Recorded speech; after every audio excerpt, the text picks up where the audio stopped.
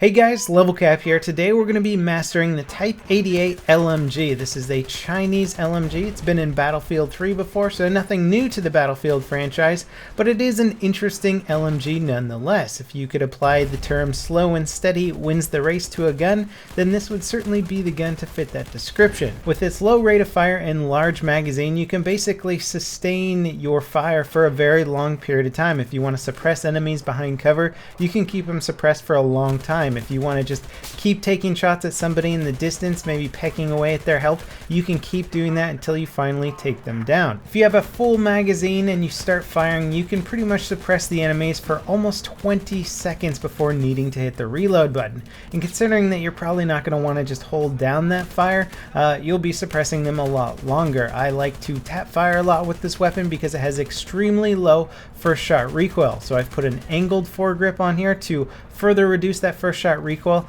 and basically you can do small bursts or even tap fire if you want to try and down somebody at extreme ranges. And ideally that's where you want to be when engaging opponents, medium to long range, where your 700 round per minute rate of fire and low recoil can actually have the advantage over some of the higher rate of fire weapons out there. An AEK is a very good assault rifle. It'll do a massive amount of damage in close to medium range, but once you start going beyond that, the accuracy suffers enough where the Type-88 can actually outdamage it, or at least win in a firefight because you have superior accuracy.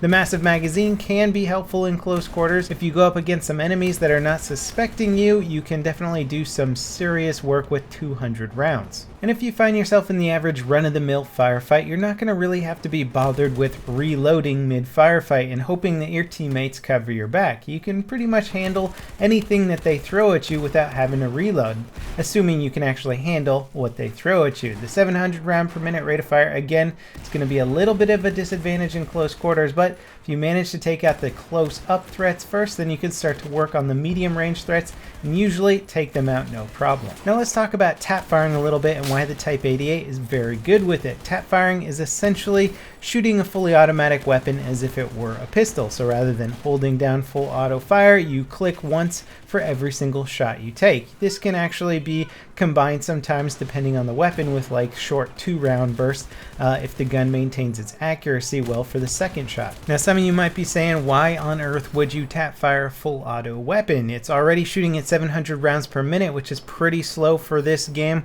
Why would you want to shoot it even slower? Well, there's a couple of reasons behind this. The first, and the reason why most people burst fire weapons, is because the bullet bloom on any gun grows the longer you hold down the full auto fire. So it might be accurate with its first 3 or 4 or 5 shots, and then beyond that it's going to get very inaccurate, so the rest of your magazine just isn't really going to be worthwhile if you hold down auto fire the whole time.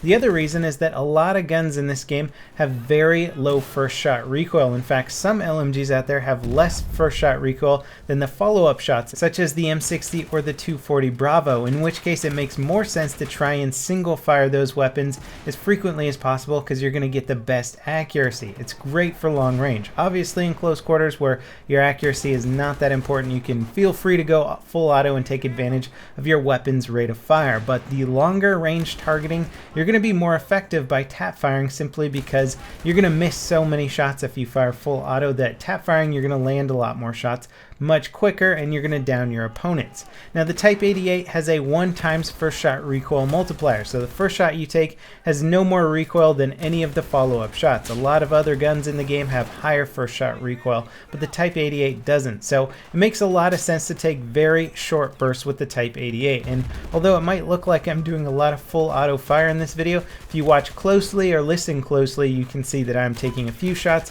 stopping, and then firing again as fast as possible. So rather than taking a big break in between shots, it's kind of like clicking very quickly. Now when I slap the angled foregrip on this weapon, since it's got a 1x first shot recoil multiplier, it actually becomes less than 1x, and that means your first shot is going to be the most accurate shot compared to any of your follow-up shots, in which case it gives you better tap firing capability. So you can outfit this gun any way you want. If you like to do longer bursts, then you can certainly use a stubby grip and that'll make your burst fire a little bit more accurate. But if you're all about that tap fire, then angled foregrip is the way to go. Now as for barrel modifications, the flash hider is really the way that I like to go with this gun, especially now that there's a lot more smoke in some of the objective games like Rush here. You'll see that there's tons of smoke and I'm shooting through it. The flash of my gun will give away my position, so using the flash hider on here is going to be unbelievably useful.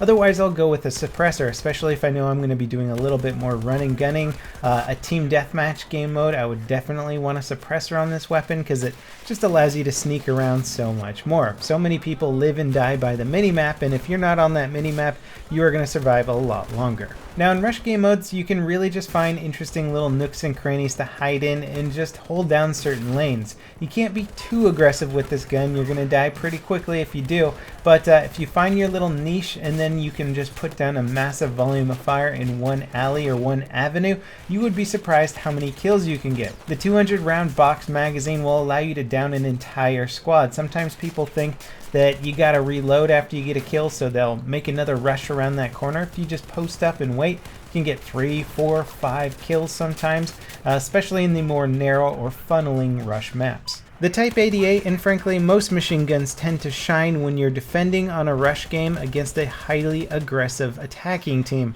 and this is what is happening in this situation here. The defending team is highly aggressive, gives me a lot of opportunities to basically hunker down and just wait for the next squad to push through and mow them down. Of course, if you're up against a good team, they're probably going to be using a lot of smoke, they'll be using mortars, and probably have a few snipers hunting for you, so you can't always stay in the same place, but usually kind of hiding behind a mound or a hill and changing your location ever so slightly to keep people guessing is not a bad way to go about it. Now with some of the extremely low recoil tapfire LMGs, you can even put a medium times scope on there, an ACOG or a 3.4 times scope, and you can actually range people really well. If you're in the mood to try out the tap firing mechanic on machine guns, I recommend trying it out with an M60 or a 240 Bravo with an angled grip and a medium range sight. You will be surprised. It's like basically using a DMR with a 100 round magazine. One thing that you'll definitely want to keep in mind with the Type-88 is that it is on the lower damage model platform, so 24 damage maximum, meaning you're going to need a 5-shot kill to down somebody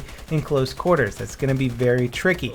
At further ranges, this is not as big of an issue because the damage drop off wasn't as affected by the recent damage patch. So again, medium to longer ranges is where this gun is going to shine. Close quarters, not so much. Now we are nearing that 500 kill mark. I got a lot of my kills playing rush game mode, but you could really do it in a lot of different game modes. Probably the fastest is a team deathmatch or domination game mode, since this gun is so versatile. The medium range applies to so many maps now, so you could even play 64 player locker if you wanted to. I don't know if that would be the fastest way to do it. Rush seemed like a pretty good way as long as you're in a good rush game mode.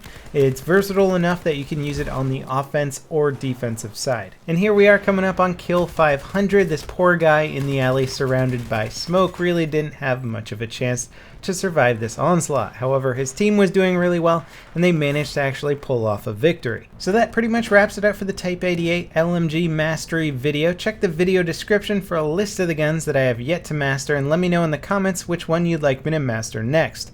As always guys, thanks for watching and I'll see you next time. This is LevelCap signing off.